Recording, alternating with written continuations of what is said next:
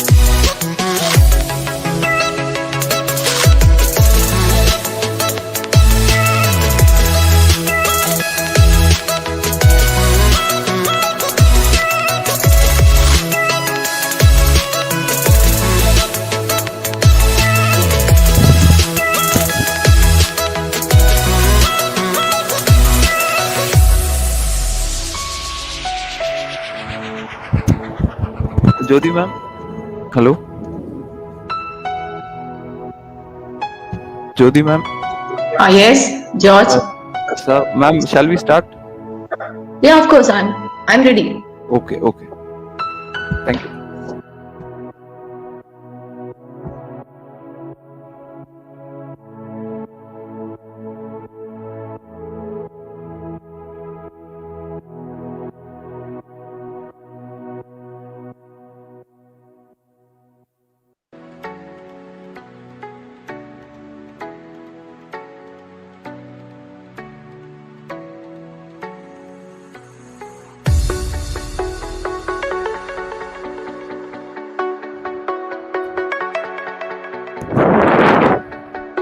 Good morning, everyone.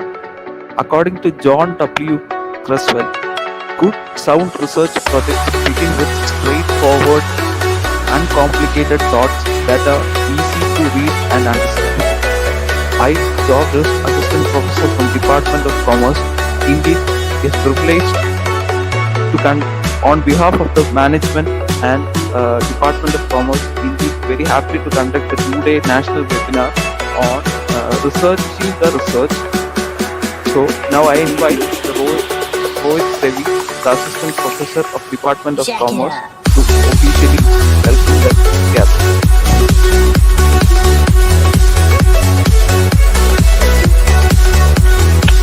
Good morning to all. It's my great pleasure to welcome you all for the first day of our 2-day national webinar on session regarding fundamentals of research organized by the Department of Commerce, Institute of Management Studies. Let me start my day with the key person of the day, our resource person, is Dr. Jyotilakshmi S.K., Assistant Professor, Department of Commerce, Sri Narayana College, Alathur. And it's a 12-year teaching experience in various institutions, and I place the coordinator in Essen College and other various responsibilities, and she also published in various national and international journals. With immense pleasure and privilege, I welcome you, ma'am. Welcome. Now, I welcome our beloved director, Reverend Dr. Matthew George Warren. Welcome, Father. Next, I welcome our principal, Dr. Tommy Anthony, sir. Welcome you, sir. And our vice principal, Reverend Dr. Lalu Elikel. Welcome, sir. And our dear HOD, Dr. Matilda Danny. Welcome you, ma'am. Now, I welcome the soul of the program as our participants. Welcome you all. And I also request you to make the maximum out of today's session. Finally, I welcome my colleagues, all faculties of Department of Commerce and other departments of Yokshetra Institute of Management Studies. Once again, welcome you all. Thank you. Thank you, Rohit. Now we have the official message from our beloved director, Reverend Dr. Matthew George Wyatt.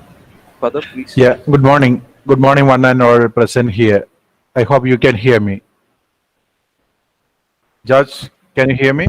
Yes, Father. Okay, very Yes, good. yes, Father. Yes, Father. So, first of all, let me congratulate the Department of Commerce for conducting two-day national webinar on researching the research. Today, we are all discussing about improvement in quality of learning and teaching.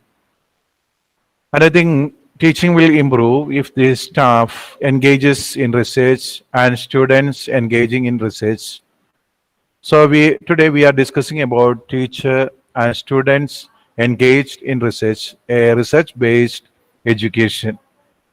So educators engaged in research are updated with latest information. For the latest and for the original information, we need research. So educators familiar with research-based teaching can help the students to how to conduct a research in their life and in their studies. And I hope students will learn more if they can come into contact with the research. So research-based teaching and research-based learning is the need of the time. Such students become consumers of knowledge and they later become producers of knowledge. So let me wish the Department of Commerce, all the participants, and the resource person. Today's seminar, let it shed light on how to the importance of research and how to conduct a very good research in order to improve our knowledge and to help our students to make a new research in their realm. So wish you all the best and have a nice day. Thank you. Thank you, Father. Now we are going to the official session, and before that, as you all know, that today's session is on fundamentals of research, and it is conducted especially for you, our third year and final year students of both BCom and PG. Uh, BCom and MCom. So I request everyone to be active in the chat box if you have any queries. And after that, after the session, also you will have a clearing session, doubt clearing session. So I request everyone to make use of this. Especially you guys have to do a final year BCom project and or MCom project. I hope this session will be a very wonderful session, and we have got a very eminent resource person with us, Dr. Jyoti Lakshmi ma'am. Ma'am, I request you to take I request you to take over the session.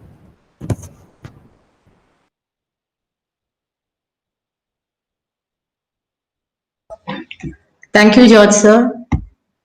Am I audible? Yes, ma'am. Am I- Yes, ma'am. Yes, yes. My video is also clear? Yes, ma'am. Okay, then I will start off. Yes, ma'am. Dear students, respected Director of Yokshetra Institute of Management Studies, the Principal, Vice President, HOD, and the coordinators of this webinar, and the technical coordinators like George, Jules, and others. It's a great effort from your side to organize such a webinar for the students of UG and PG, because when they confront with the problem of doing a research project, they are totally confused. Though they study research methodology as a paper in their first sem and third sem for PG, they're quite unfamiliar with the practical ways of dealing with research. And so this is a great effort from your side, and you students, you should feel gratitude towards your college, because they are undertaking such a lot of efforts to equip you with the adequate knowledge. So thank you, Yokshetra Institute of Management, for inviting me for this session. I will start my presentation now. And my request to the students is, if it is a monologue and where I'm alone talking, then it will be very boring. So I request you to be active in the chat box, and as and when I ask something about the presentation, please be active, and so that we can make it a very lively session.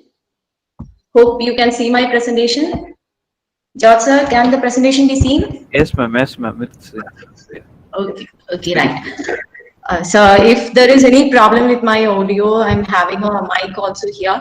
If you are having any, if you are finding it, any problem with my audio, you can please tell. I can switch on to that also. Yes, ma'am. Yes, yes, Okay, sure. We shall let you know, ma'am. okay, okay. So, dear students, a warm good morning. So, you are here to listen about a webinar on fundamentals of research, and whatever I'm going to speak now is not a thing that is very unfamiliar to you. You might have heard about that in various means. Through various means, you might have heard about research, and you know that. But at the beginning stage itself, people are worried about, yeah, I have to submit a project report at the end of the semester.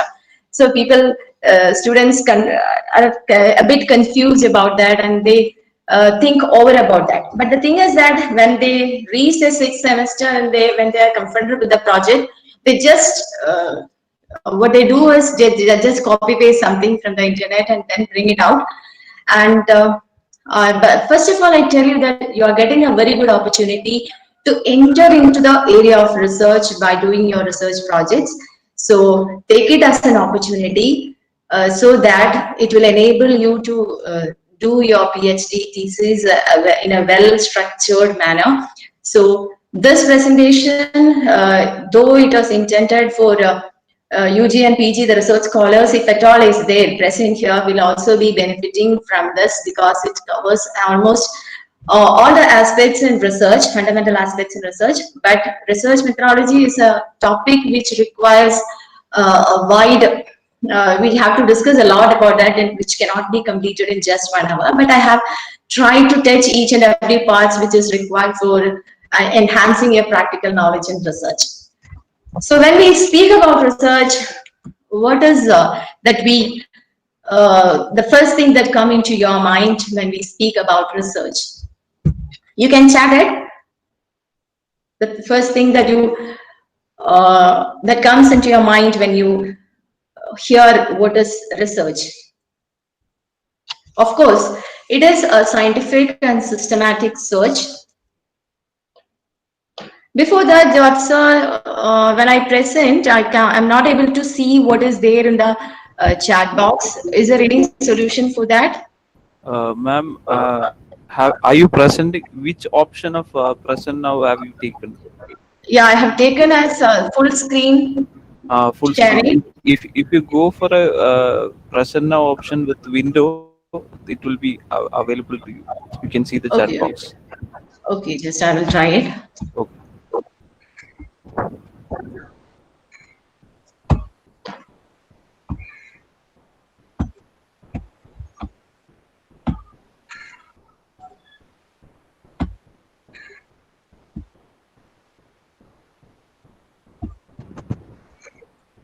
Oh, still.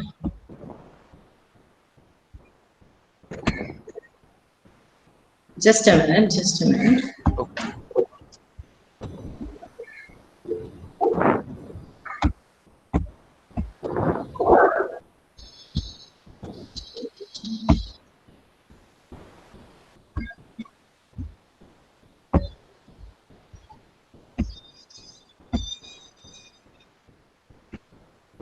Is it okay, ma'am? Yeah, it's coming. Yeah, it's okay. Yeah. Thank you.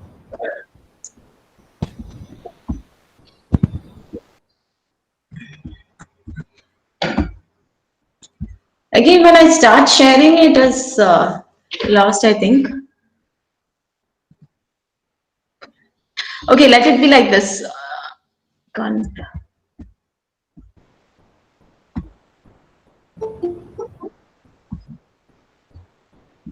Is it okay, ma'am? See, when I start sharing, no, the PPT, then it is gone.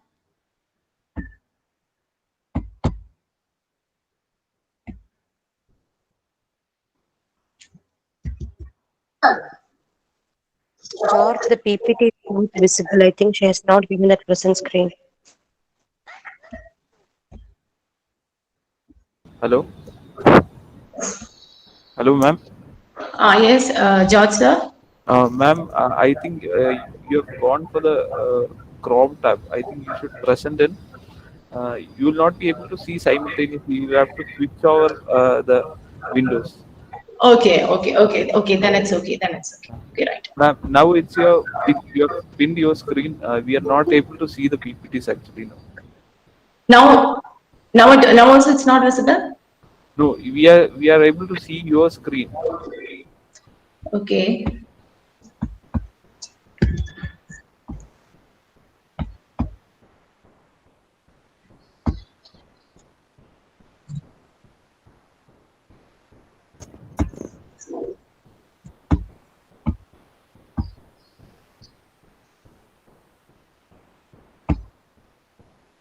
Yes, ma'am. Now it's coming. Okay, right. So research is nothing but a scientific and systematic search. So of course, research, you know that you are researching something, and the search itself is not enough. It needs to be scientific. This has got a methodology. This has got a base of basic theory, and so it is scientific, and it needs to be structured and systematic for pertinent information on a specific topic. So research, you cannot do research about a vague idea on the basis of a vague idea. It needs to be on the basis of a specific topic. Then regarding the original contribution, there should be what you should keep in your mind is that when you start doing your research, you should be able to contribute something of your own. That doesn't mean that you have to you have to derive it a new theory, nothing like that. Let it be something original, even though it is a very small contribution. Let it be of yourselves. It is not that what is copied from someone else's knowledge. So you should be able to, even though it is a very small contribution from your side, it needs to be an original contribution to the existing stock of knowledge, making for its advancement. Then research is basically the pursuit of truth. Then you will wonder, what is this truth? Because the truth is always not known, and it is hidden. So research is to try to find out the truth within. With the help of the study, observation, comparison, and experiment, you will be trying to find out what are the truth involved in a current situation. Then it is a journey from the known to the unknown. You know many things, and on the basis of the knowledge, you are trying to understand what are the things to be known. So moving on, this is a research process.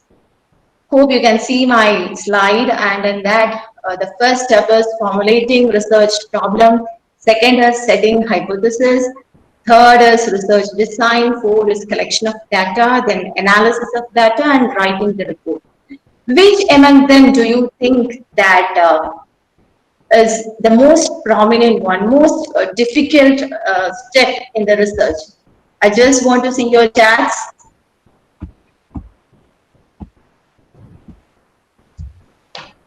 Give your suggestions, dears. Finding solution to the problem. Okay, sixth one, that is writing the report. Okay, and Mithun Shankar is of the opinion that it is first, and Sukrita now feels that it is the first one. Then four. Okay, Renchi feels that it is one. Okay, right. I will answer this question, or you can yourself find the answers by the end of this presentation.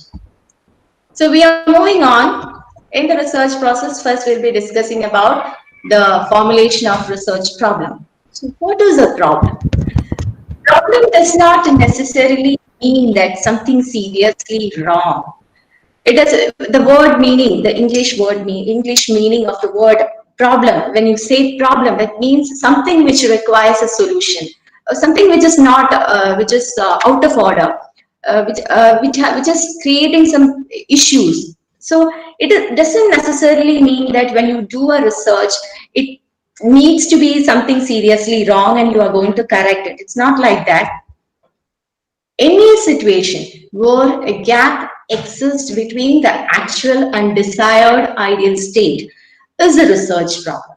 Say, for example, teachers are provided with training to handle classes, and what the government feels is that with these kinds of classes, say, for example, teachers are provided with now, as the COVID situation, the new normal is to handle online classes. Teachers are being provided with training to engage online classes and to use various softwares. So what is intended from that is that the teachers are able to provide good online classes and the students are able to understand it. So that is the ideal situation. And the actual situation is that teachers are teachers are not able to use it properly, or whether they are, whether not able to, or whether they are not using it. At the other end, students are suffering. So that is the actual situation. So there exists a gap between the ideal state and the actual situation. So that is a research problem, if there exists, and that is the searching for truth. That is, truth is, it's not like the ideal state is prevalent. The truth is hidden. We think that it is ideal, but at the same time, when have you heard about the EIA? Now, all the discussions are about environment impact assessment bill, which they have posted on the website for your suggestions. And what is the impact that is going to be on the environment? And they mean to say that they are providing, they are lifting the EIA for small scale factories or small projects, and it is not going to harm the environment. They are, on the basis of that only, they are proposing that particular bill. But actually the situation is something else. In the behind this bill, or considering it or taking into advantage of this, many environment hazardous problems, industries can be begun without any license, and it is going to create problems for the economy, environment as its ecology as such. So this is searching for truth. And then any situation where a full understanding of some phenomenon is missing, that is also a research problem. That is, there is an existing phenomenon. So one is that motivation will help the employees to improve their productivity, say, for example. So that is a phenomenon. If you are a motivated employee, you will be able to provide more productivity towards your organization. But how whether it is effective, so that is the pursuit from the known to the unknown. We feel that a phenomenon is helpful, but we are totally unaware about how it is affecting the employees. So that is any situation where a full understanding of some phenomenon is missing. That is also an area for your research problem. So research problem is any question to be answered, any assumption or assertion to be challenged or investigated. You assume something and you can investigate whether your assumption is right. The basic thing you can understand is when you study law of demand, we assume that we know that in the law of demand states that there is inverse relationship between demand and price. And it is based on the assumption that all the factors will remain constant. All the other factors which affects the demand, when it remains constant, only the law operates. So you can have an investigation into the assumption. Is it possible that all the other factors will remain constant? And is the relationship between demand and price inverse? So it can be about any assumption that can be challenged or investigated. Should be able to understand scrutiny in terms of procedures required to be undertaken. that is like a method you follow to find out a conclusion. We should be foolproof. Someone inquires about how you have reached this findings, then that scrutiny, your research should be able to withstand the scrutiny, so that you will have to carry out your research in a systematic and scientific manner. Then a research problem is like a foundation of a building. What is the importance of foundation of a building? Unless the foundation is strong, the building will not be strong. So once you jump at research problem and start doing your research, and while at the time of data collection or analysis you feel that it's not good, so there is no way out, or your research is going to be a failure. So it is like a foundation. So when you build a building, you make the foundation so strong that any changes at the top level, if you are planning to build a single story building, then also you make the foundation strong, because in the future, if you feels like developing it into a multi-story building, then it is also possible. It should also be possible. So in the same way, when you formulate a research problem, it is just like a foundation and needs to be strong, clear, precise. Determine all the subsequent steps that you have to follow during your researching. Your research problem is going to determine how your research journey is. Is it a very stressful job, or is it an enjoyable kind of job? If there is anyone who is attending those, who has completed their PhD, they will know that even if we try a lot, to be frank enough, even if we try a lot, even if we select an area which is of interest to you, it's difficult to do it joyful, because there is such stress involved. And how I like to express is that when do you search something? When you are missing something. And the process of search is, of course, stressful. But when you find the missing item, then you are happy. It makes you joyful. So research is also like this. The way you can, the path to the research path that you adopt for your research, if you are clear cut, you can enjoy doing it. But at the same time, the stress will be there, and that stress you have to.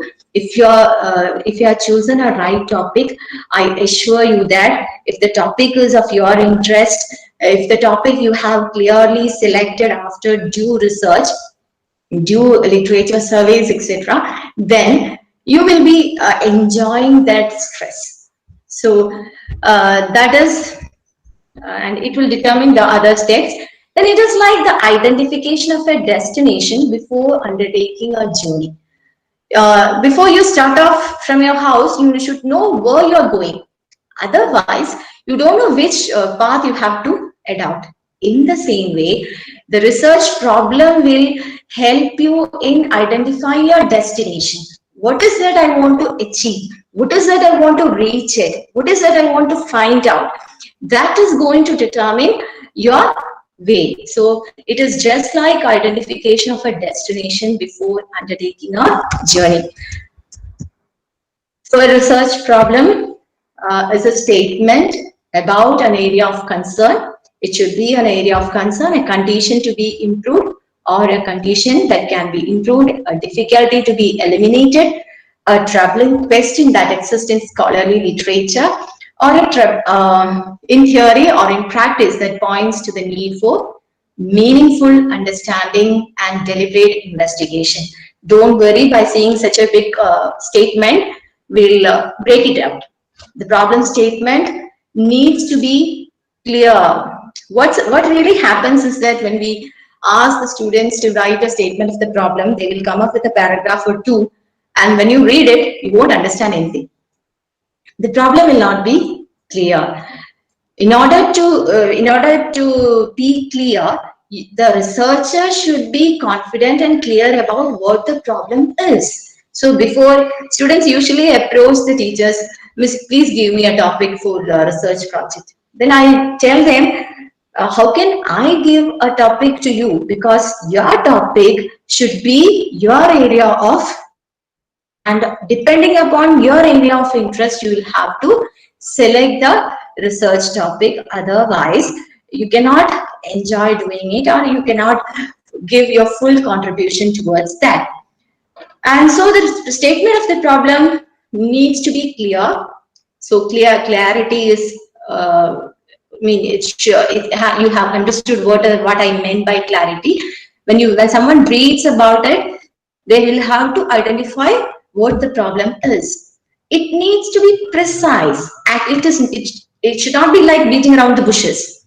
It should be precise, pointed to the particular aspect. It should be precise and concise. It should be comprehend. It should be able to comprehend all the facts within few words or few sentences. That is, it should be concise. Statements of question or issue that is to be investigated. Okay.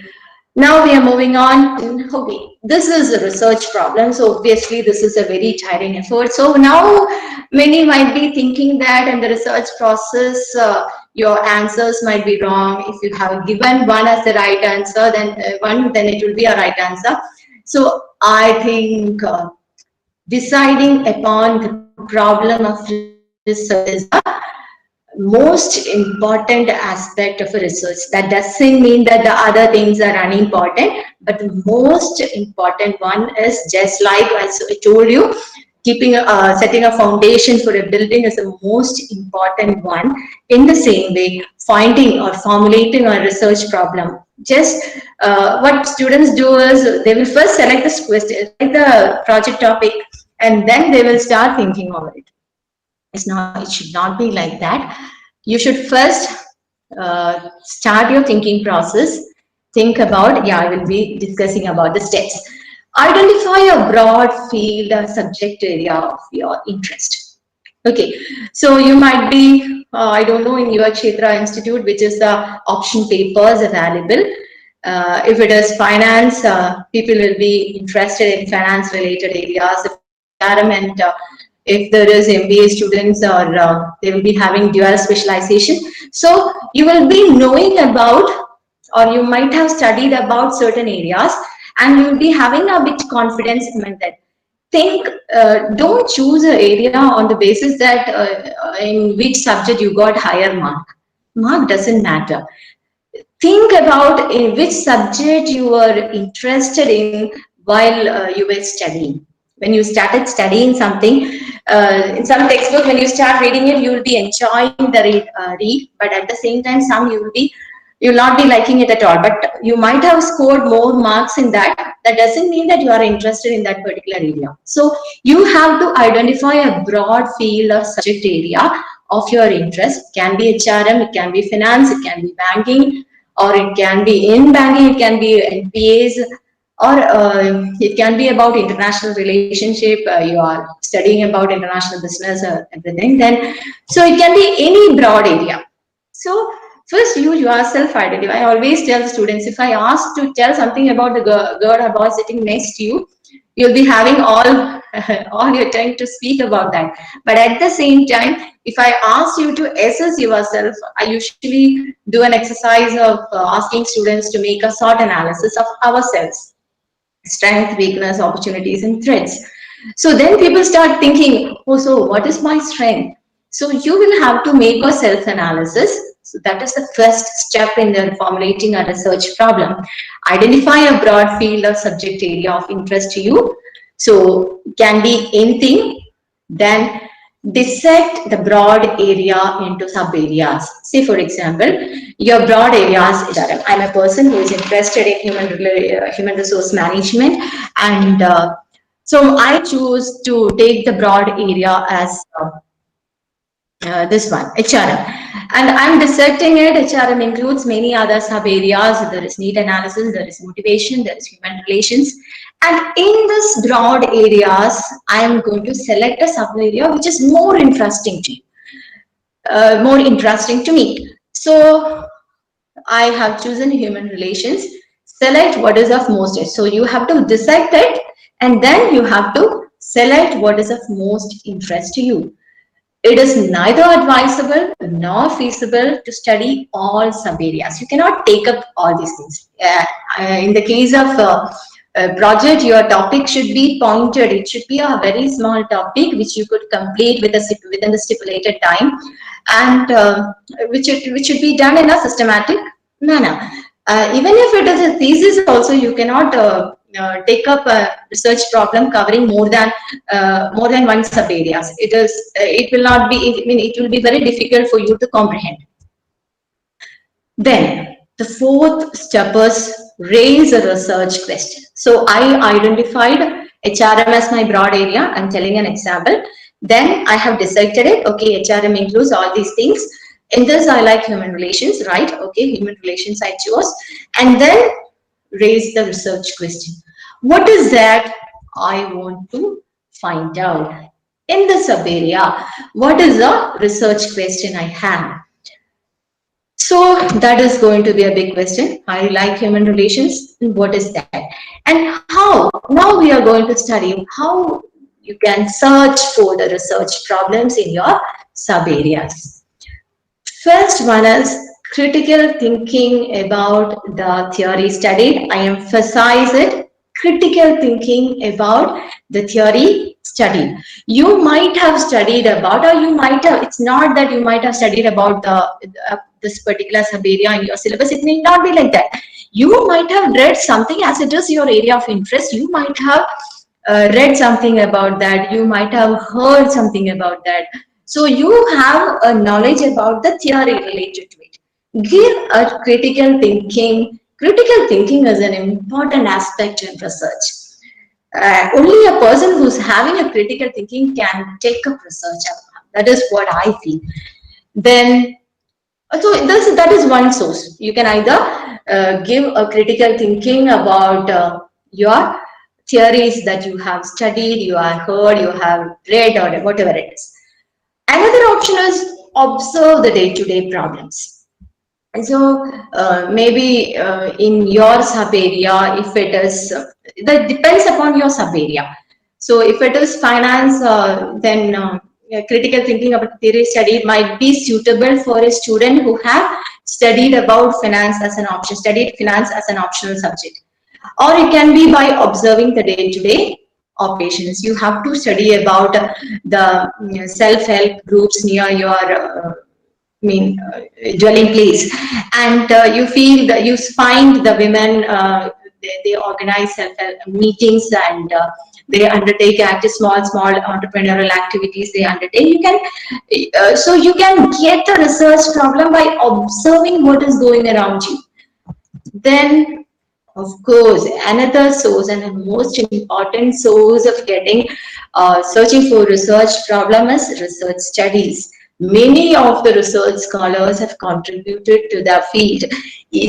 Whatever field you choose, there will be a lot of studies that is available, and this research studies, if you go through them, you will be getting ample information about the research problems. Another option is to discuss with experts. Say if you are interested in rural developmental activities, and there is a person who is always engaged in philanthropic activities and engaged with activities related with rural development, then you can have a discussion with these people, or you can have a discussion with the village officer who's dealing with the developmental activities in your village. So discussion with the experts also help you in identifying what your research problem is.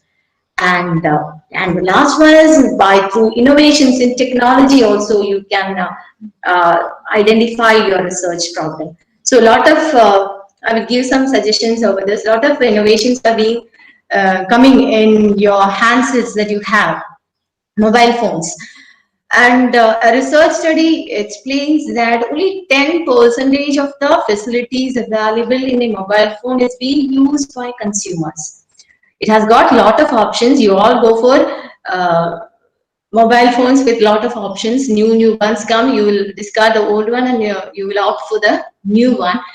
But you will not use, you will be using your camera, you will be using message and social language, use it for social media, and minimum of 10% or less than 10% of the facilities only will be used. Now, in this new normal situation in the COVID pandemic, we have started exploring what are the possibilities in the mobile phones that we have in your hand. And oh God, this much facilities was there. That is the expression of many of us. Now, not the youngsters. Youngsters might have used it more. For my category of people, they have said, oh yes, this is a wonderful thing, because they have started inquiring about this only now. So innovations in technology, in the same way, the MS Paint that you have in your Windows. MS Paint is not, we always, in the later generation, I won't say we. For my kind of generation, they always thought the MS Paint is for children to draw. But recently only I came to know that it has got a lot of facilities which can be used for cropping, editing your images. So when we undertake online classes, it is required for us to take images from, and even for science teachers, they will have to take the pictures, and they have to make certain modifications. So many facilities are available in MS Paint, but it is not being used. So all this can, if a person is interested in technology related aspects, they can study, they can find out why it is so. They can find out the research question from all these sources. Once you identify your question, you stated, then next step, that is the first step, is to confirmate and elaborate the research problem. Confirmation, you have to confirm it. You have to make sure it. You will have to able to expand it, elaborate the research problem. And confirmation is possible through literature surveys. When in the college, when I asked the students to, you should include literature review in your project, Miss, what is the purpose of that? So filling up pages, Miss, I have got 50 pages. Why should I include literature survey? This is the attitude of children, because they doesn't clearly understand what is the need for research, literature survey. So this should not be included as last part of to include the pages, increase the pages. It should be part of your first step, that is formulating your research problem. So you will have to confirm your research problem with the help of literature survey. You will have to review the literatures in your particular area and confirm that no studies have been carried out in this particular. You will have to identify the gap in the literature reviews. And the elaboration is possible through conceptual framework. So what is literature survey? It is a comprehensive analysis of the published and unpublished work. It need not be published in online journals and all. Okay, now literature survey includes 3 steps. Very simple. Identify the relevant sources. Identify the sources from which you are going to get. If you are studying about a company, you will be getting the information from the company's annual reports, balance sheet, which is published. Then extract whatever information you need. Yeah, it seems so simple. Write up the review. So simple. Now we will study in detail what is that role of literature review. So what is the significance of literature review? It introduces the subject of study. Whatever topic you have chosen by searching and all, it introduces the subject of study to you. It clearly explains what you have taken. Then it will help you in highlighting the problem. You can highlight the problem. What I have already told, instead of beating around the bushes, you can clearly highlight what your problem is with the help of literature review. And it will help to summarize the work done so far on the topic. Whatever be the topic, it will help you to summarize what are the works that is being carried out. And one of the important things, familiarizes the statistical tools. Of course, in MCOM project, you might not be approaching the statisticians, but when you are dealing with thesis, you can guess there is no problem in seeking the support of statisticians.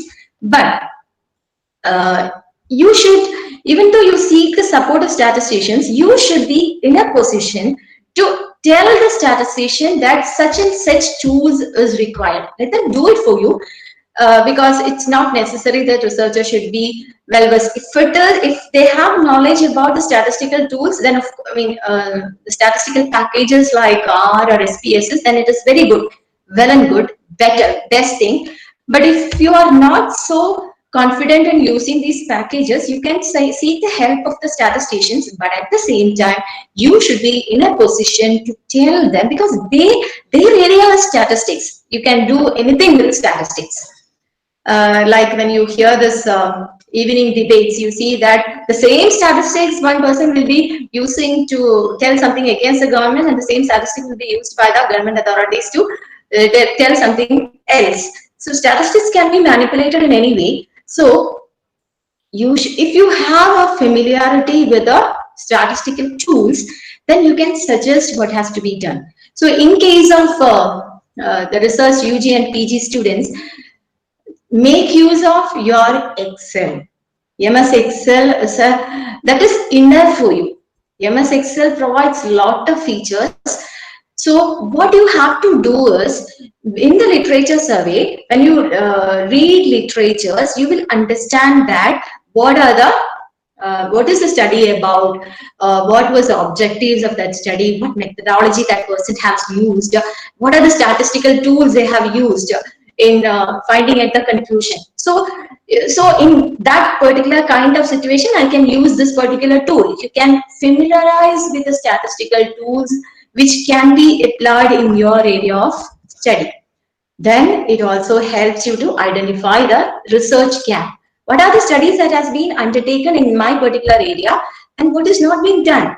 The difference between what is not being done is your research gap, and it helps you to identify that.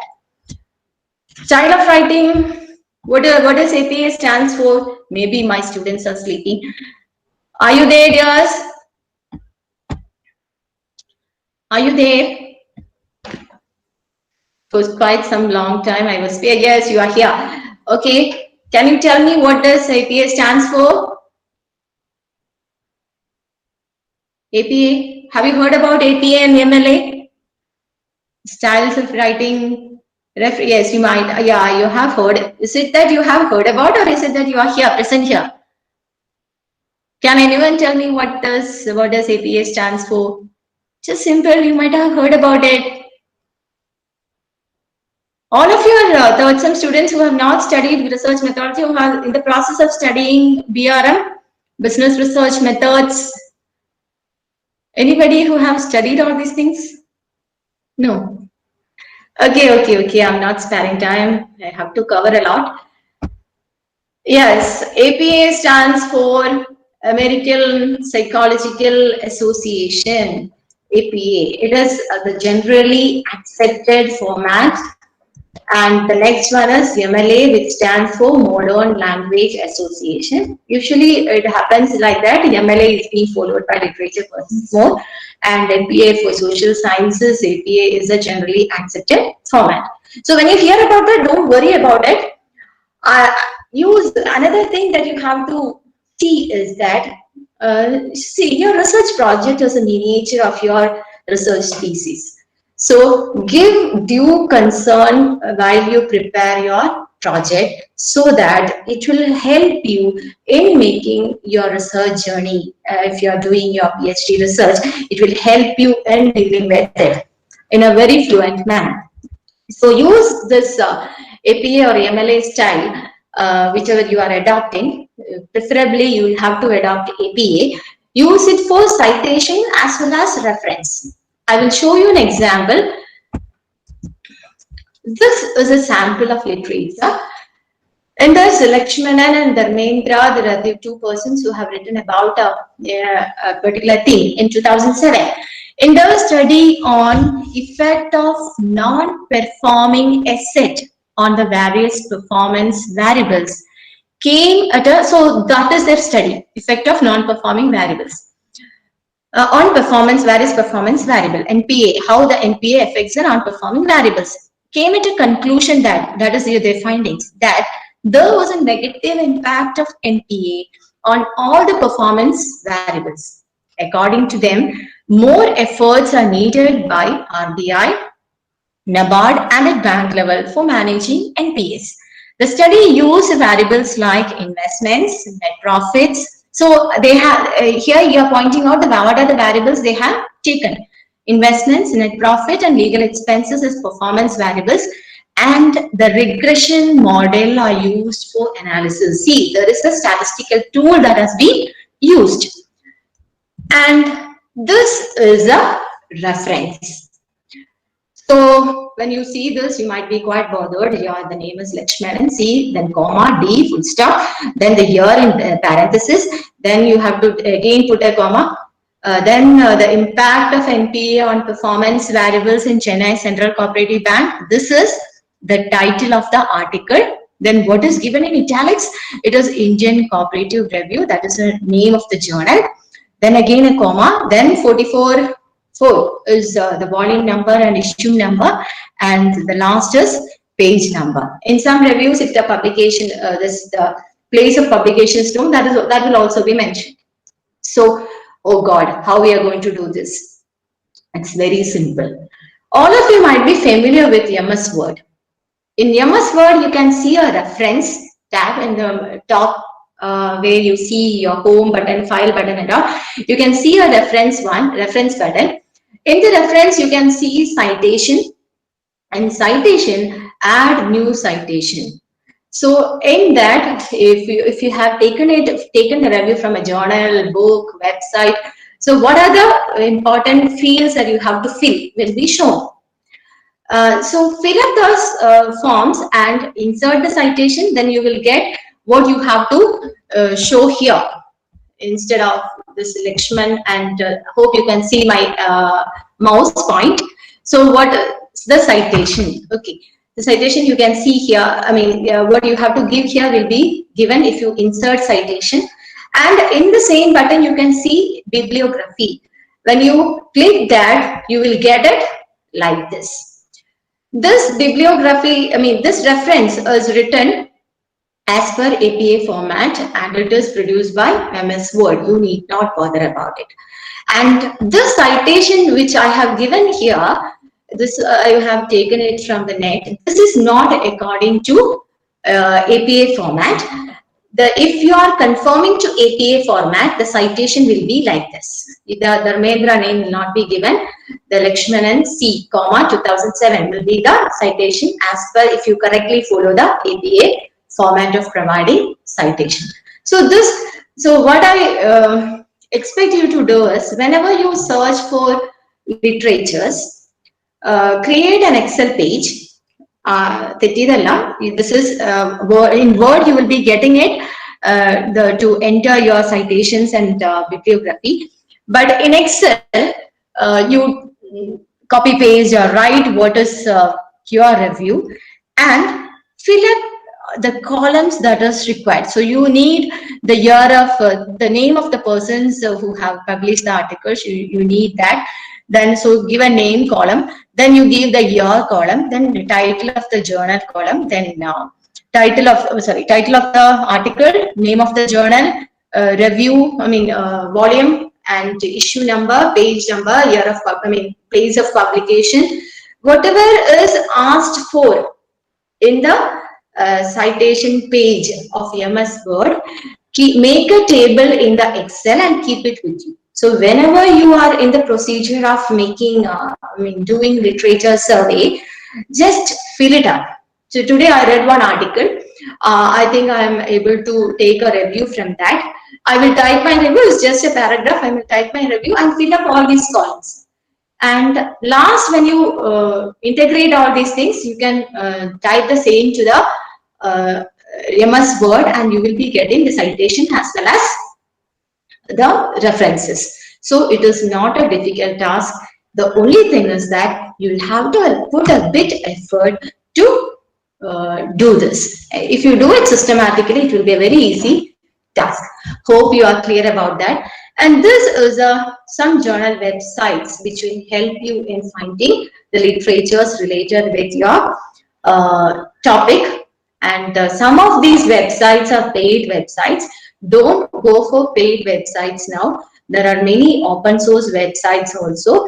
And from there you will be getting journals and the topics related with your kind of study. The only thing is you will have to search for that.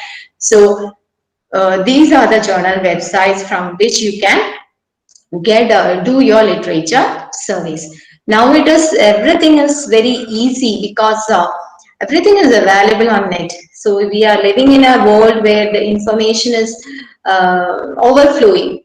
More information means you are not studying anything else. That is it. So yeah, what the feeling of youngsters, what I have identified is that I'm a person who is very much interested in psychology.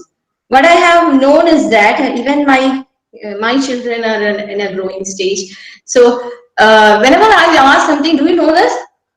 What is the problem with? I will Google it and find it out. So you have a confidence that whatever you doesn't know, you have an option to Google it and find it out. So you are not giving any effort to understand or acquire knowledge. If I want it, I will Google it, and at that time I will find it out. So your knowledge horizons are not expanding. It is not there in your head. You just Google it, you just understand it, and then just produce it, and then you leave it. Then you are not keeping it in your mind. So that I think is not much favorable. Googling is good to find out information. That then again, if someone asks the same question, don't Google it again, because you should know what it is. You should retain that in your brain. Otherwise, all your brain cells will be dead. They are not activated as we need exercises. In the same way, your brain cells also need exercise. Give a critical thinking to the brain cells. Okay, so your confirmation part is now over. We are confirming with literature survey. Then coming over to the conceptual framework for what was the purpose for conceptual framework? For elaborating your research problem. A conceptual framework is an analytical tool that is used to get a comprehensive understanding of a phenomenon. It can be used in different fields of work and is most commonly used to visually explain the key concepts or variables and the relationship between them that needs to be studied.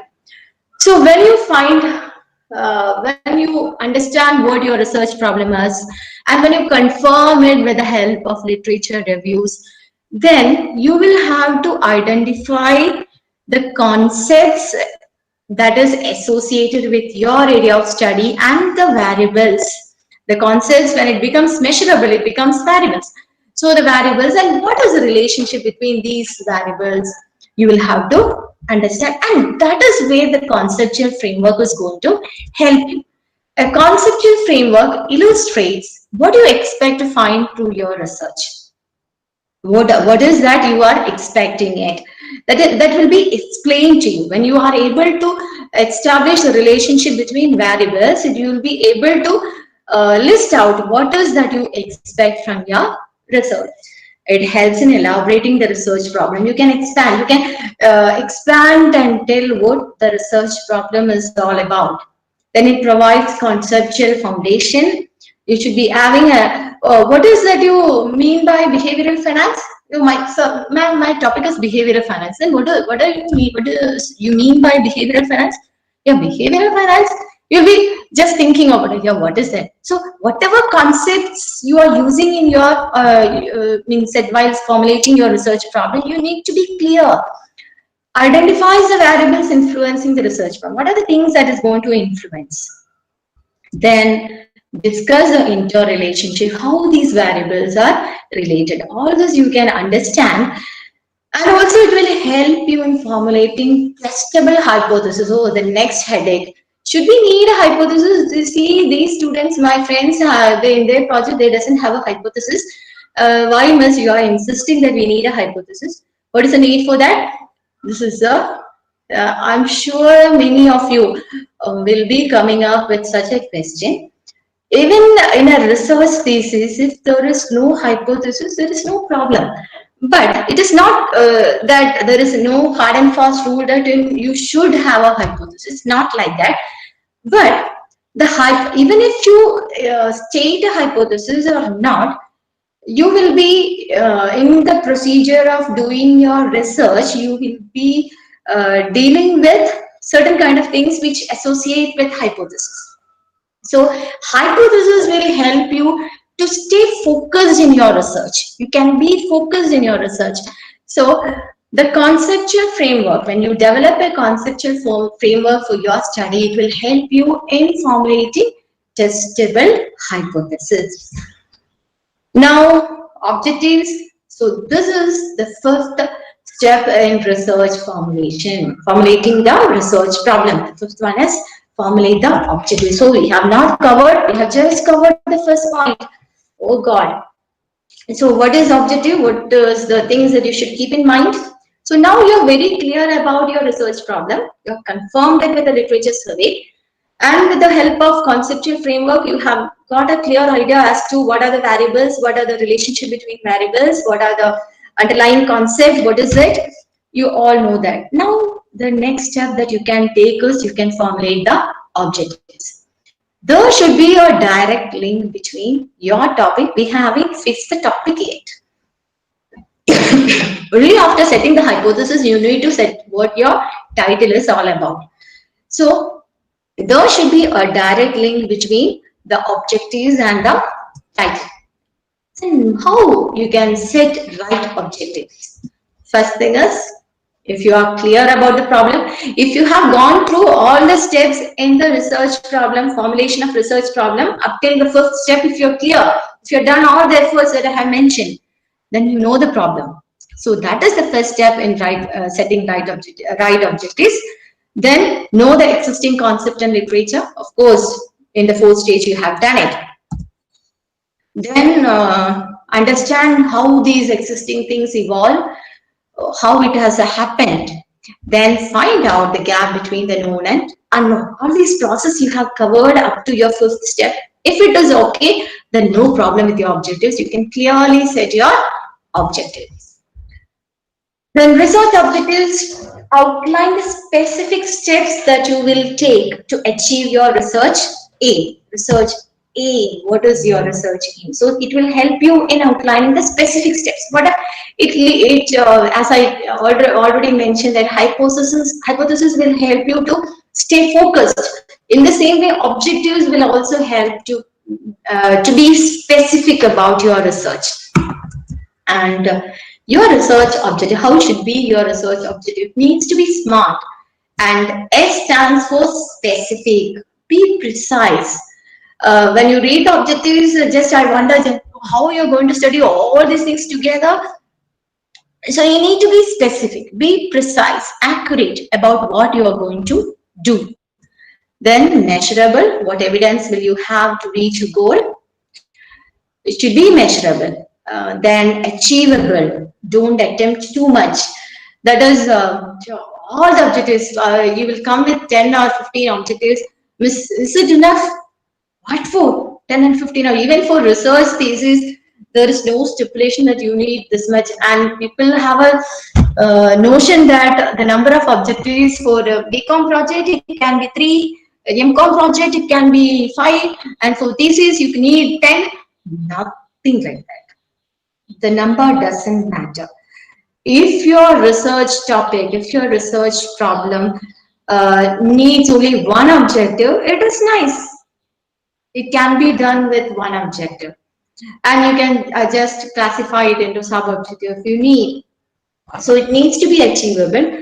A less ambitious but completed objective is better than an over-ambitious one that you cannot possibly achieve.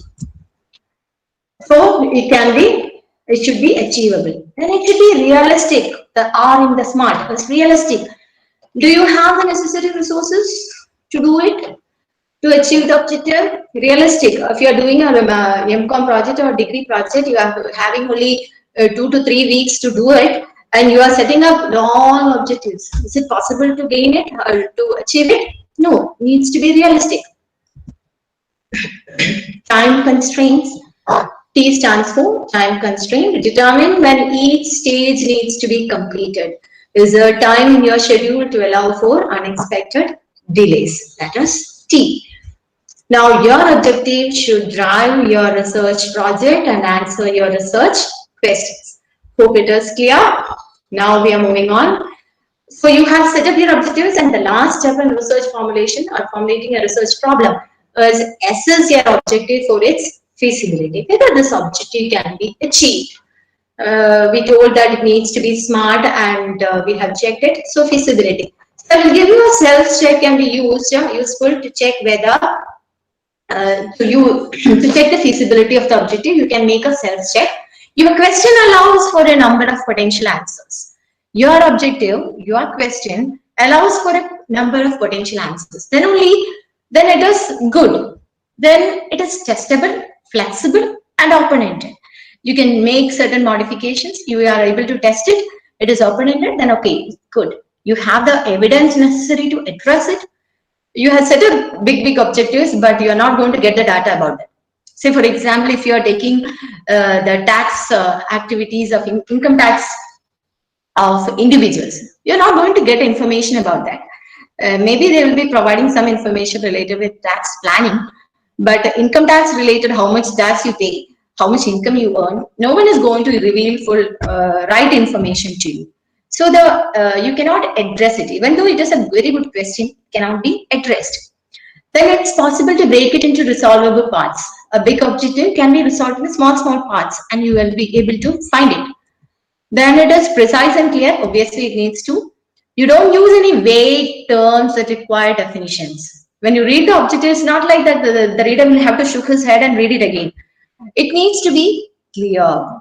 Very simple. In writing, in academic writing, you should focus upon, it's not a scene where you can show out the proficiency that in the language that you have. It needs to be clear.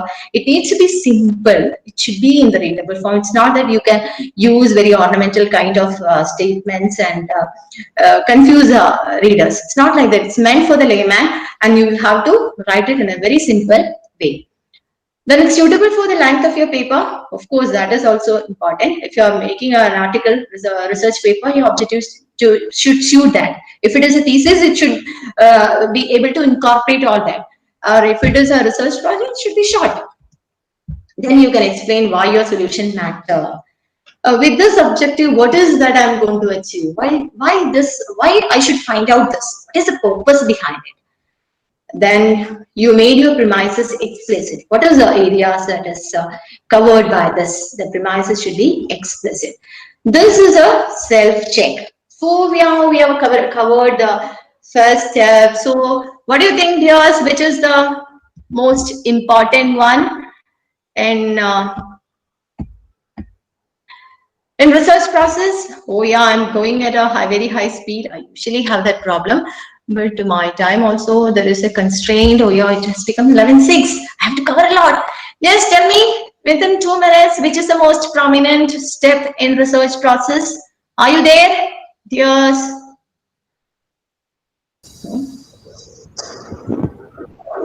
You can use your chat. Oh yeah, George sir, is there any problem? No problem, ma'am. Yeah, I will be taking a few more minutes. No, no problem. Okay, right. Right, students, please do respond. Which is the most important step in the research process? No chats coming, or is it that I cannot see that? All left? Switching off your videos, unmuting your audios? You left? And hypothesis setting. Yeah, we are going to cover it. We have just reached the objectives. Hypothesis setting I'll be covering. Before that, you mean to say that hypothesis setting is the most important thing? Okay, didn't you feel that research problem identification, as Bhavya Nair is of my point of view, she is telling that framing the title is important. So you can frame the title only if you formulate a research problem, and at the time of determining your objective, you can frame your title. Then no one else have any comment? Okay, I will explain about the hypothesis, and then you will be able to say which is the most important step. So formulating hypothesis, the word hypothesis consists of, very familiar, two words, hypo plus thesis. Hypothesis. Hypo means tentative or subjective verification. You're not sure whether it is so. It is subjective verification, and this means statement about solution of a problem. So the word meaning of the term hypothesis is a tentative statement about the solution of the problem. So it is a tentative statement. You are not sure about it. You are going to test whether your statement is right or wrong, whether it can be accepted or rejected. Now, what is a hypothesis? It's a simple statement tested for its validity. So they needs to be very simple. Doesn't mean that when you set up hypothesis, it needs to be very complicated things. It can be a very simple statement. Then statement must express a relationship between variables of study. Hypothesis statement should include variables. Without the variables, you cannot test. If it needs to be testable. So for to make it testable, you need the variables. So it's a statement which expresses a relationship between variables of the study. It is also a statement which postulates a difference. It cannot be relationship. So depending upon the nature of your research, it can be either a difference between two groups in respect of some variables. For example, if you are studying the performance of boys and girls in a particular kind of examination, then that is, you're not studying the relationship. You're studying the difference between, association between these two, sorry, not association, you're studying the difference between these two groups. Then it can be statement which postulate the existence of a specific characteristic. So whether stress is involved, whether the students are intelligent, that is a characteristic that is being, whether that characteristic exists or not is being studied. That is also a hypothesis.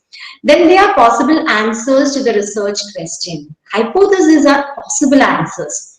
It may be accepted or it may be rejected. They are possible answers. Then it is possible outcomes of a research. Okay. They are possible outcome.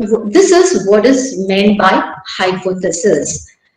Then we'll sum up this all things into 4 things. That is, there are 4 evaluation criteria that a hypothesis must meet, and it must state an expected relationship between variables. Whether there is any relationship between yield and rainfall. Whether there is any relationship between advertisement expenditure and sales. So that is relationship. Must state an expected relationship. It must be testable and falsifiable. You should be able to test it using adequate statistical tool, and you can accept or reject it. That's falsifiable. It should be consistent with the existing body of knowledge. It's not like you set up a hypothesis which does not conform with the existing body of knowledge. The existing body of knowledge says something else, and you set up a hypothesis which is entirely against the body of knowledge. That cannot be possible. It should be inconsistent with the existing body of knowledge. It should be stated as simply and concisely as possible. It needs to be simple and concise. So I will give you some hypothesis formats regarding the difference between 2 groups. There is significant difference between the performance of boys and girls in competitive examination. This is difference between 2 groups. So check the structure of your hypothesis. So there are different opinions whether you need to write significant or what is the purpose of using significant. It's just that if there is no difference between the performance. If there is no difference, okay. But if the difference is significant, if there is no difference, if there is no difference is significant only, then it is a matter of concern. So significant is important. There is no significant difference between the performance, those are the variables, performance of boys and girls in competitive examinations. Then the hypothesis, as I already mentioned, can express a relationship between 2 variables.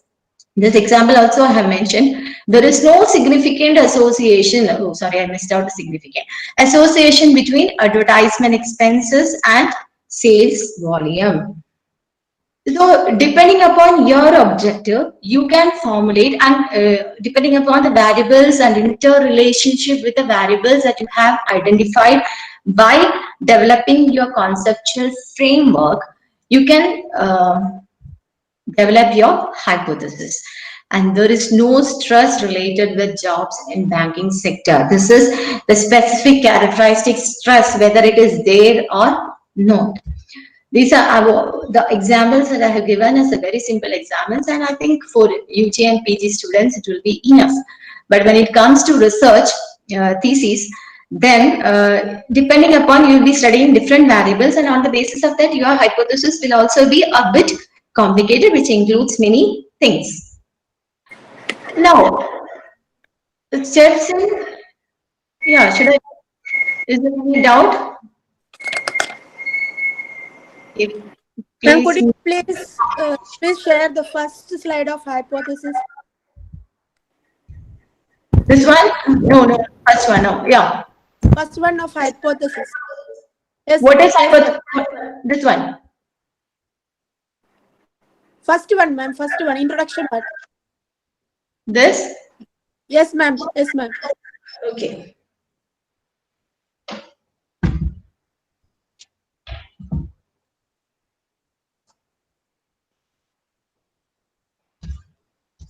It's just a word meaning of the word hypothesis. Okay, ma'am. Thank you. Okay, right. So we have seen the example of hypothesis. Now we are discussing about the steps in testing hypothesis. This might be familiar to you if you have studied your QT well, quantitative techniques paper for BCom students and MCom students. The first thing that you do in a hypothesis, okay, I didn't discuss about types of hypothesis. So when it comes to your research, whether it is a project or a PhD thesis, the null and alternate hypothesis is the most important one. So that is why I didn't discuss about the other types of, and null hypothesis, which indicates there is no relationship or there doesn't exist any association, and the alternate hypothesis is just the opposite of that which signifies there is relationship. So the first thing in testing hypothesis is to state the null and alternate hypothesis, then choose the appropriate statistical tool. Which tool can be used for my kind of research, whether if you are studying relationship. So for PG students, don't always go for chi-square test or certain, I mean, the only thing I have seen in PG dissertations is that they just go for chi-square test and then some weighted mean or that. You can go for simply do correlation between the data. If you are studying relationship, you can use correlation. If you are dealing with independent and dependent variables, you can have a test on regression. So that kind of simple tools can be used, and Excel will be of help to you in doing these statistical calculations instead of doing it manually. So the next step is choosing the appropriate statistical tool. When the normality of the distribution can be assumed, then you can use the parametric test, and in situations where the normality cannot be assumed, non-parametric test will be useful. And now determine the level of significance. You have studied the 5% level and 1% level of significance. What does that imply? If you want full accuracy in science related topics, if you are dealing with science related topics where accuracy is of great concern, you will have to go for 1% level of significance. That means there is 1% chance of deviation. The rest 99% is going to be true. And in the same way, if you are opting for 5% level of significance, that means there is 5% chances of variation in the result. The 95% it will be true. So usually what we go for is at 5% level of significance. Then apply the test to the sample data. You will have to apply the test to the sample data. So we have to discuss about collection of data, analysis of data and all, and accept or reject the null hypothesis based on the test result. So this is the steps involved in testing hypothesis. This might be familiar to you. Now we are moving on to the most important thing. Okay, important just like the first step, that is research design. It is a master plan specifying the methods and procedures for collecting, processing, and analyzing the collected data. So it's a master research design, how you are going to collect the data that is required. So now by this time you have set up your research problem, you have formulated your research problem, you have find out what the objectives are, then you have identified your hypothesis, you have developed your hypothesis, and now you are going to enter into the process. So there you need a research design. How I am going to collect my data, what is the processing that I going to do, what are the tools that I am going to use, etc. Then there are 4 basic research designs that a researcher can use to conduct his or her study. So whenever you write the research methodology heading in your introductory chapter, people come and ask, Miss, what kind of research is mine? Is it descriptive? Is it explorative? Is it empirical? Okay, so now I will help you to determine how, what is the research design of your particular study, how you can identify what is the kind of design that you should have. One is explorative or formative research. What is explorative research? If the research is to achieve insight into a phenomenon which is not known at all. If it is about a new thing that you are going to explore, about which proper literatures are not available, you are just going to find out something for which you doesn't have any assumptions. That is, you cannot say for example, if you are dealing with effectiveness of training. So you know that when the training is effective, the productivity increases, the employee morale increases, there are certain things. And in that you just have to find out which one is more. So that is not explorative. In explorative kind of research, you doesn't know what is the reason behind the happening of a particular phenomenon. So in this kind of research, you cannot use structured schedules. If it is a structured schedules, the probable answers also will be provided to the respondents, and they will be choosing from among that. But that is not possible in case of explorative or formulative research. Then the next type is descriptive. Almost majority of our research works are descriptive in nature. It depicts the characteristics of individuals. Say, for example, you are dealing with employee satisfaction, consumer behavior. It is descriptive. Industry, you are studying about a particular kind of industry. Then organization, society, band, whatever it is, or you are going to explain or depict the characteristics of that particular thing. Then it is descriptive in nature. You can use pre-structured schedules in this particular kind of research. Then your research can also be diagnostic to determine the frequency of occurrence of association.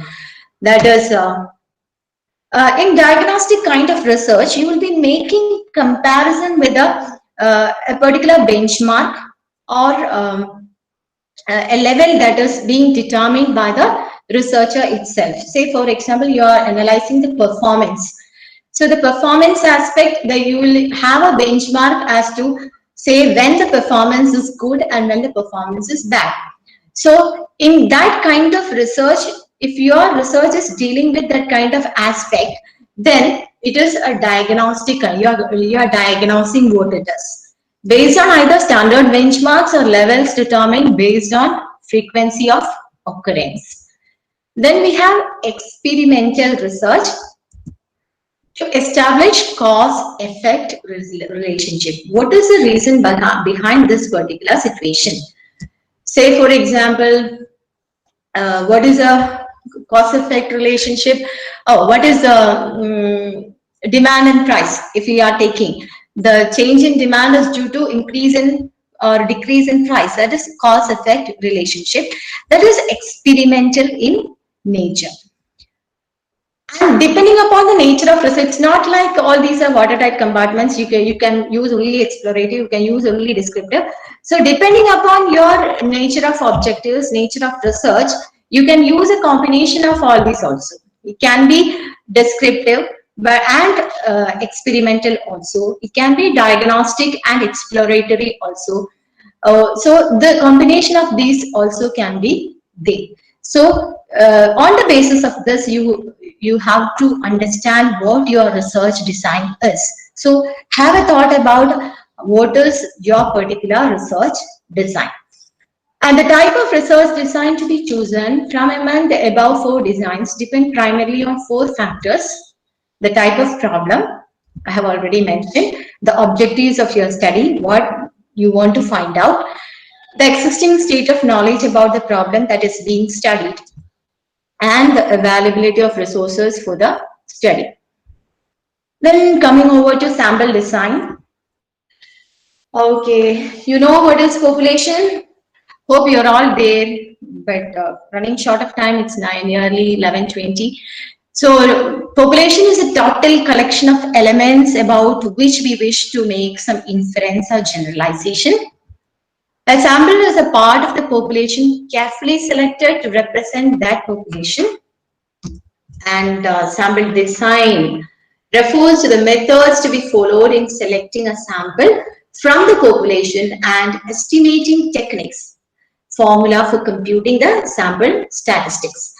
The sample design includes all these things. How I can select a sample, what is the sampling method I use, and the sample, how I will be collecting my sample statistics, measuring my sample statistics. The methods of selecting sample, you might be familiar. The two basic methods are, can use the chat box, I will check it. The two basic methods are probability sampling and non-probability sampling. And the usual mistake that students make, probability sampling ensures, I request you to listen to this part again. Probability sampling ensures that every unit have a known non-zero probability of selection within the target population. Students generally write, this is the sampling technique adopted as simple random sampling. When they say simple random sampling, they say just mean that just like randomly I'm taking it. But you will have to know that random sampling is not so simple. And it is not that it is just as a word random chooses you are taking from among it.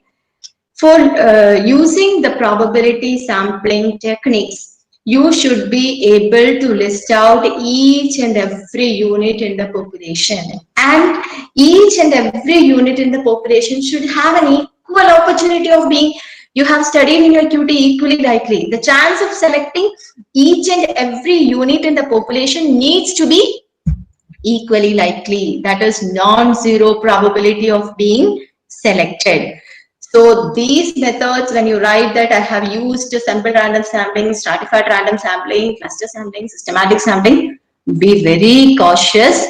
This you can use only when your population is so specific and you are able to select each unit with same probability. Each and every unit of the population should have the equal chance of being selected. So the next is, okay, they have been classified by their representation basis and unit selection techniques.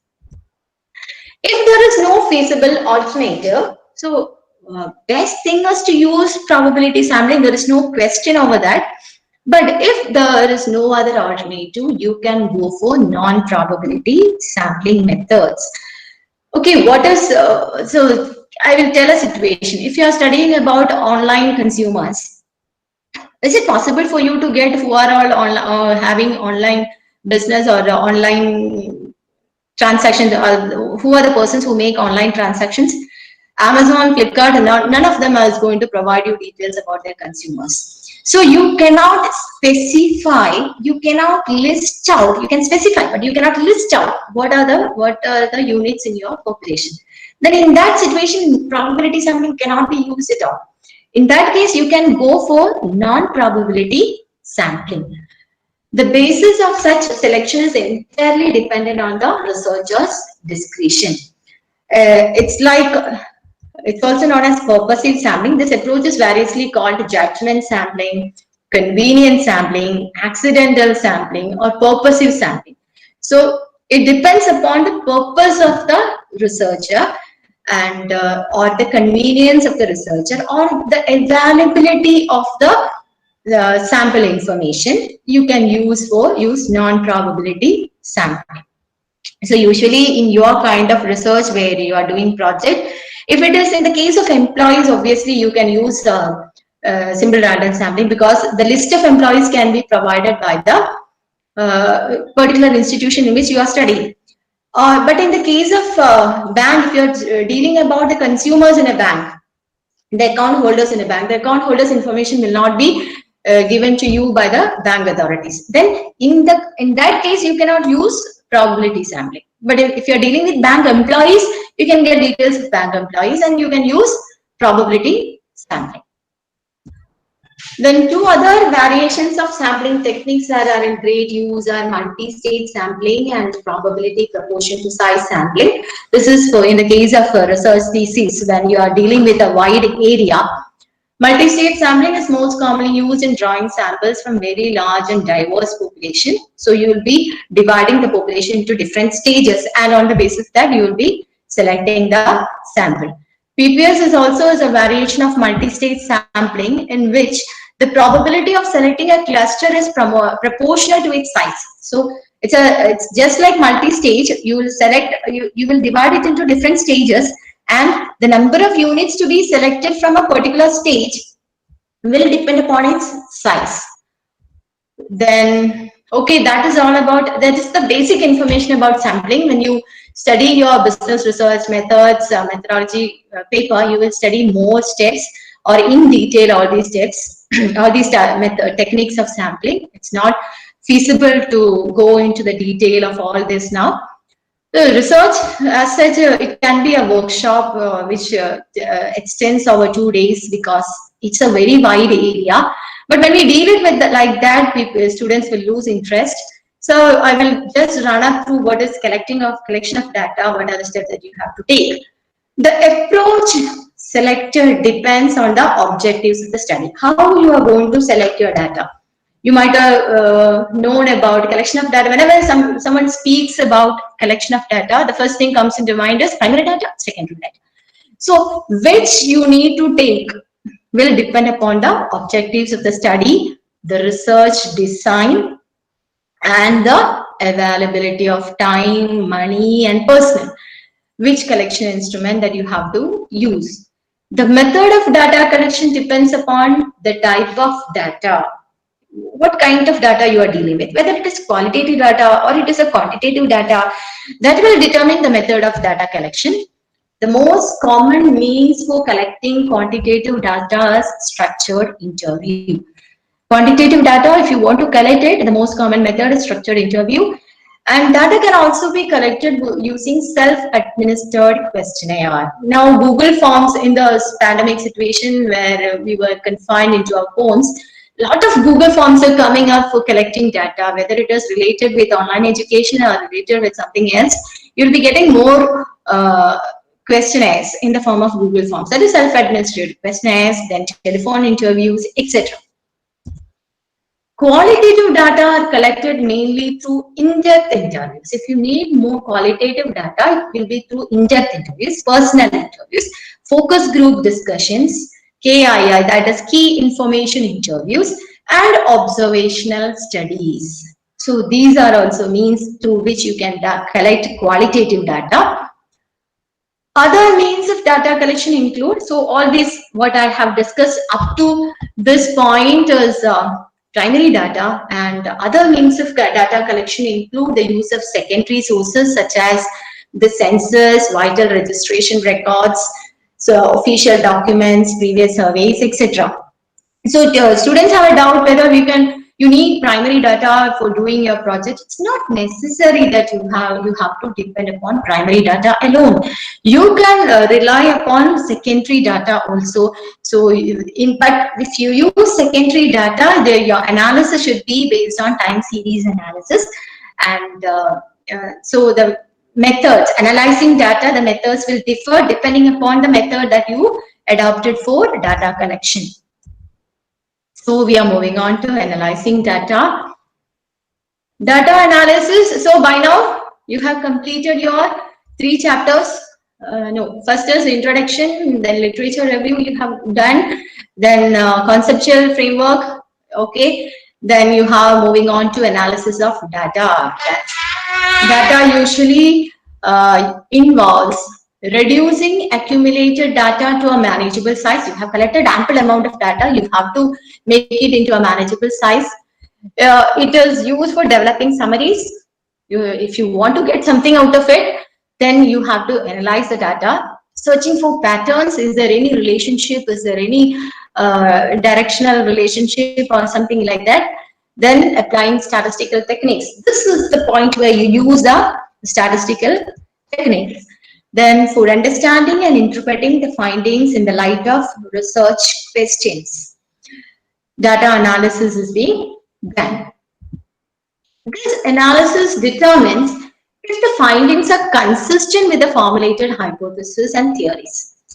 This is the stage where we understand that the data is inconsistent with what is the objective that I have set up. And if you have clearly set up the objectives and if you have clearly followed all the steps, then of course you will not be having any problem. You have clearly identified the variables in the first stage itself, and then on the basis of that you are collecting information, then obviously there will not be any problem in analysis.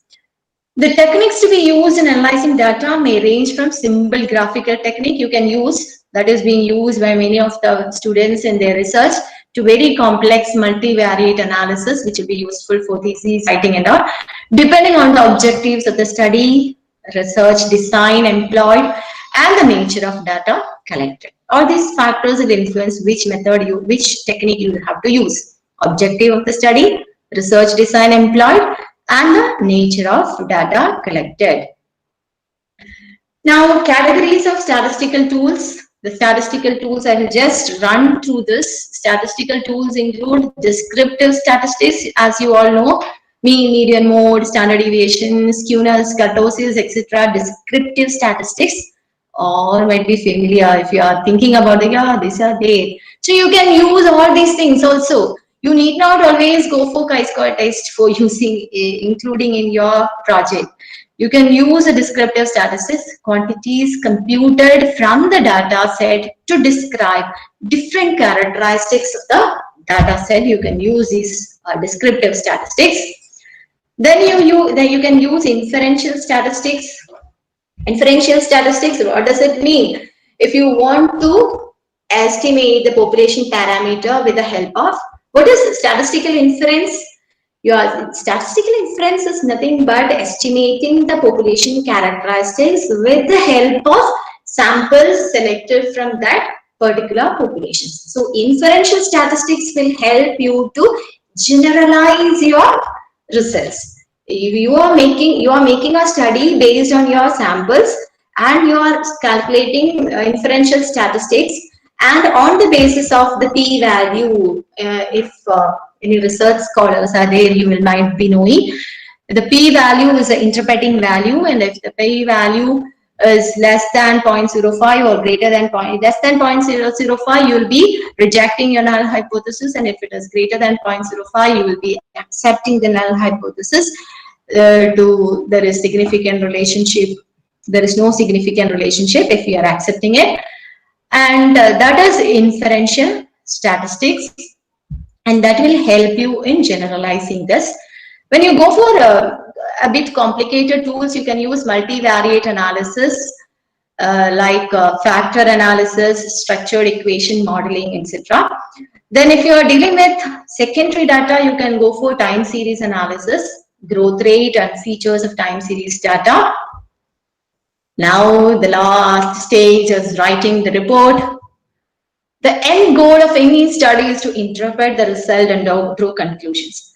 Before I tell you what is the things you have to focus in writing the report, just understand that a student who studies a lot may not score good marks in the examination. I have noted many people like that. Because writing examination, especially our Calicut University examination, is a skill. In the same way, the research writing also is a skill. How you interpret what you know is a skill. So skill, what is the nature of skill? Skill can be acquired. It is easy to acquire the skill. It's not that, oh, I doesn't have that skill of doing. How can I achieve it? You can achieve the skill. To this end, it is necessary to prepare a report and transmit the findings and recommendations to the administrators, policymakers, for you, just the teachers and the university.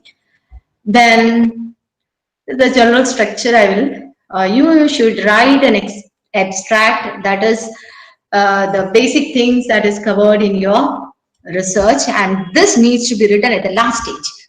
Then introductory part, what are the things to be introduced? You should introduce your area of research, statement of problem, what is the significance of the study, then scope of the study, objectives of the study, then hypothesis. All this needs to be mentioned in your first chapter, introduction chapter.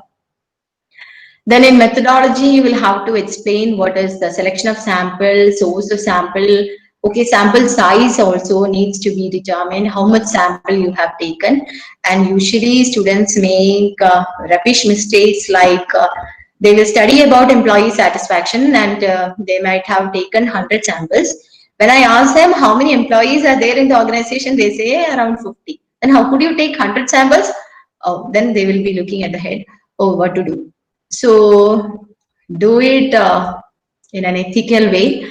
Then variables of the study needs to be mentioned. Then period of study and limitations of study. All these are to be included in your first chapter. Then moving on, presentation of the study. Okay, presentation, chapterization of the study also need to be there in the introductory chapter. The second chapter can be about literature review. Focus on the references also, because literatures without references is absurd. You are taking the literatures done by the studies done by from the studies done by different persons, and you have to acknowledge it, and that is your reference. And the literature, end of the literature review, you can mention about the research gap. So why you have selected this particular topic. Then theoretical review, where you can define the conceptual framework as well as the theoretical aspect related with the study. And data analysis for research scholars. It is better to divide this chapter, data analysis chapter, on the basis of your objective that will help you to clearly explain your analysis results objective wise. That is more acceptable. And then findings, conclusions, and suggestions. And NHOs, if you are used schedules or any questionnaires for collecting data, you can include this. If you have depended on secondary data, any balance sheet or any reports that you have used, you can show here. And then bibliography. And what is a reference? What is the difference between reference and bibliography? Reference, if you are quoting a reference that needs to be in your study, in your project report, in your thesis, it needs to be there. But bibliography, whatever you have read, whether you included something from that or not, it doesn't matter. Everything needs to be included in the bibliography. Okay, thank you. Now it's your time. I'm sorry that I took a lot of time, and now it is open for you to make the discussions. Okay. Thank you, ma'am. We shall open. Participants, please, if you have any doubts, please ask ma'am directly.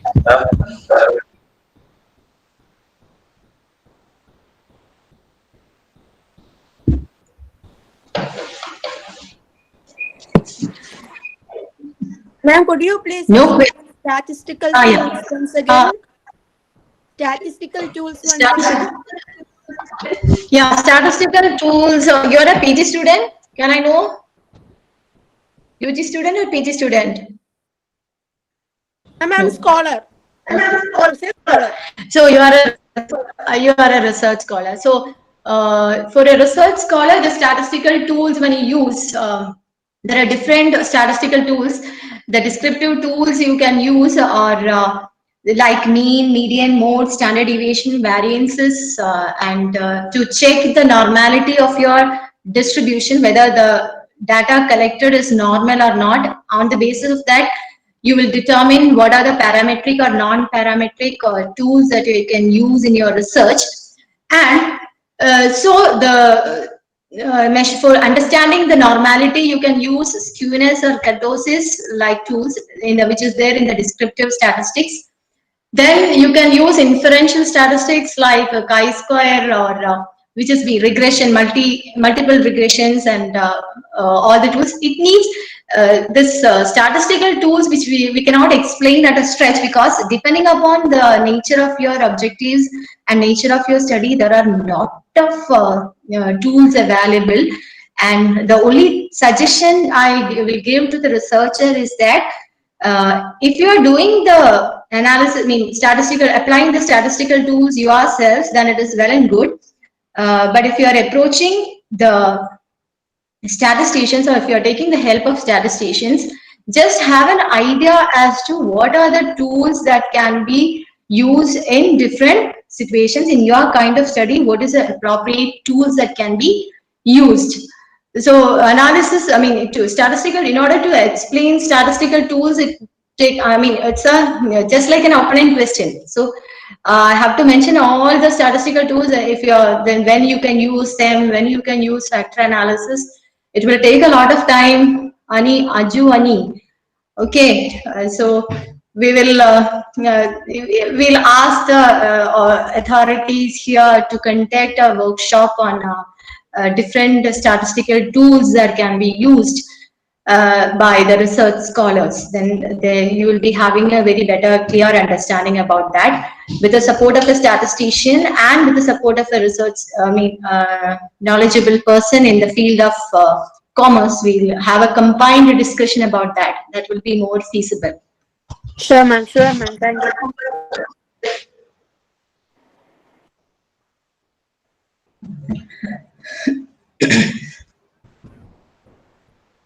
Participants, if you have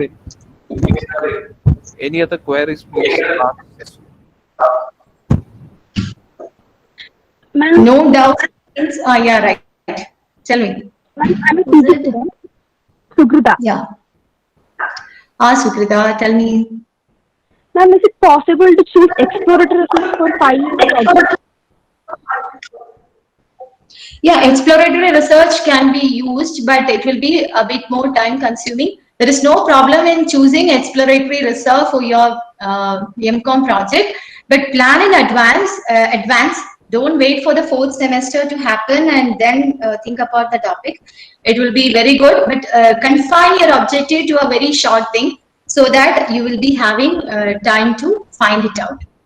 Go for, instead of schedule, the basic thing that you have to focus while you use exploratory research is that you cannot give suggestions. You cannot give options to your questions. So that is important. Sugita, no problem in carrying out exploratory research. It is good that you are going to find out something new. Okay, ma'am. Thank you.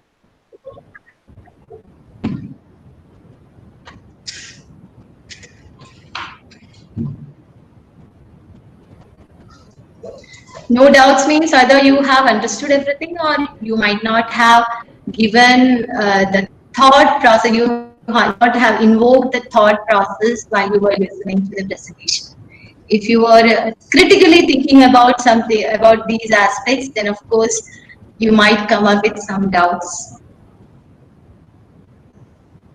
Hope you all understood something. Even if you are hesitant to ask, you can chat whether you understood something, which I was having a monologue here for around 1.5 hours or nearly 2 hours. So, was it beneficial to you, dears?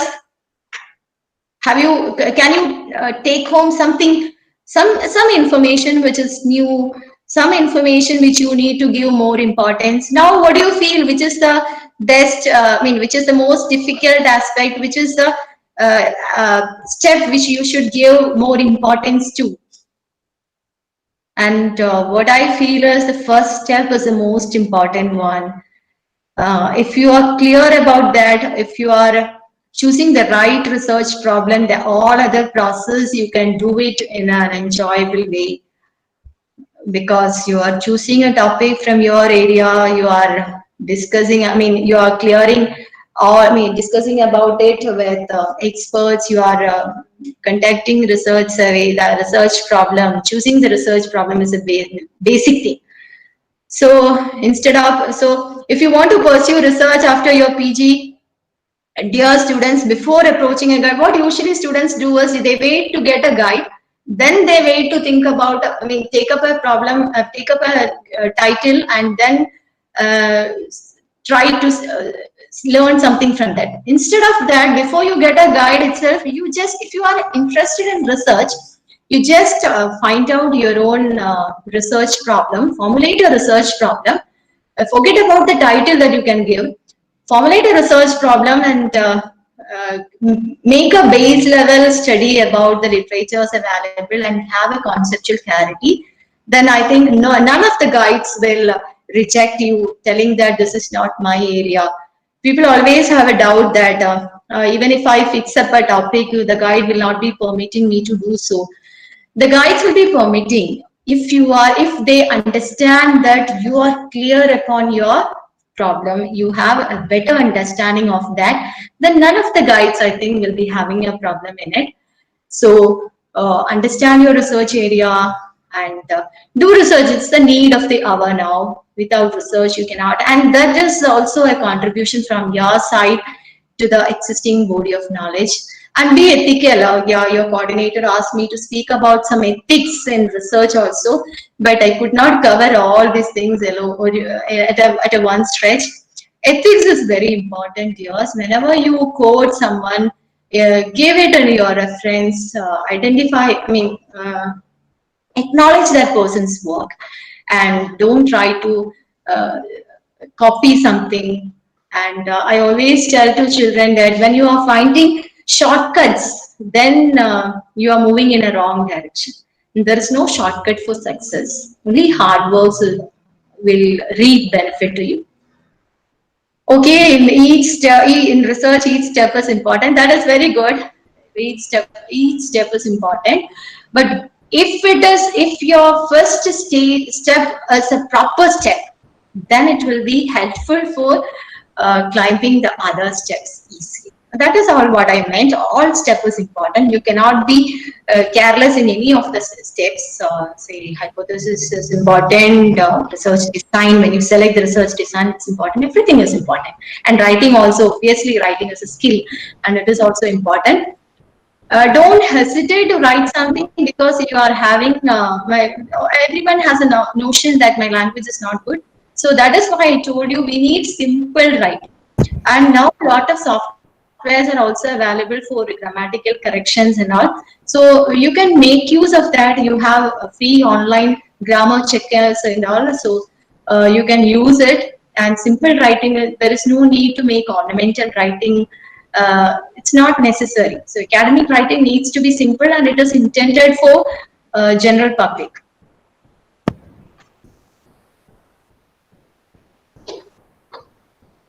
Okay, ma'am. Oh, yeah. One more question from Grishma Sunish is there. Ma'am, which statistical tool can be used by UG students for their project?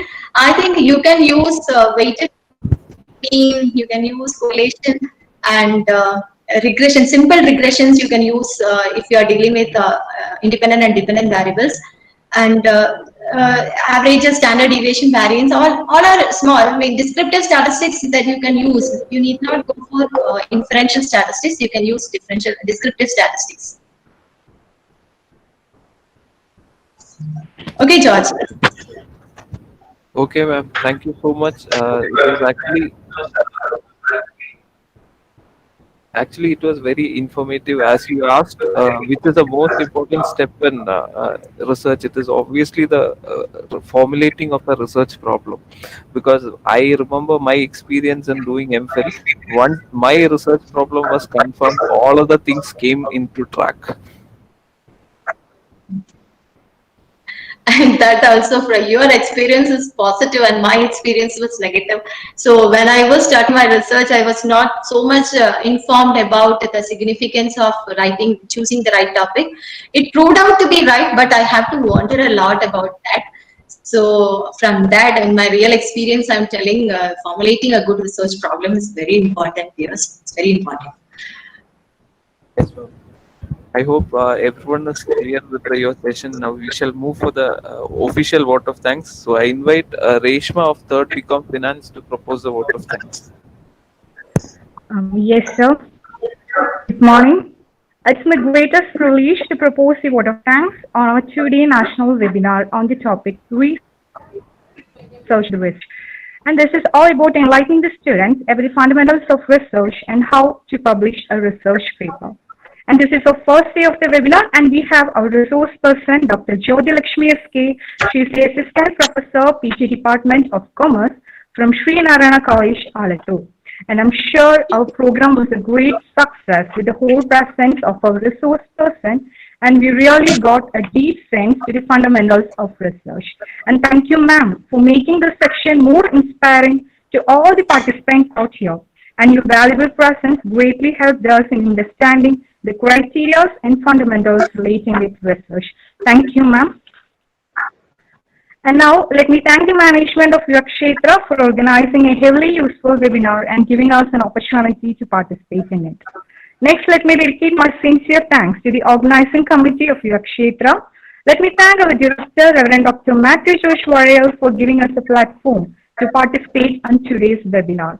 Thank you, Father. Now, let me thank the HOD, Department of Commerce, Dr. Mithula Dani, for organizing a very useful webinar for the students of Commerce to broaden our knowledge. Thank you, ma'am. Next, let me thank the program coordinator, Ms. Amarda R., the assistant professor from Department of Commerce, for coordinating our today's program and making it a great success. Thank you, ma'am. Now, let me dedicate my sincere thanks to Ms. Anshu E., the assistant professor of Commerce, Kshetra, to be our coordinator in today's webinar section. Thank you, ma'am. And next, let me thank the technical coordinators of our today's webinar. Let me thank Mr. Rohit Ravi, the Assistant Professor, Department of Commerce, Kshetra Institute of Management Studies. Thank you, sir. Next, let me dedicate my sincere thanks to Mr. Georgios, the Assistant Professor, Department of Commerce, Kshetra, for being with us as the technical coordinator of our today's section. Thank you so much, sir. And finally, let me thank all the participants of our webinar for making our today's section more interactive and interesting. Once again, I thank everyone for the cordial cooperation towards this section. Thank you. Thank you, Reshma. Once again, I personally, on behalf of the Department of Commerce and Management of Kshetra,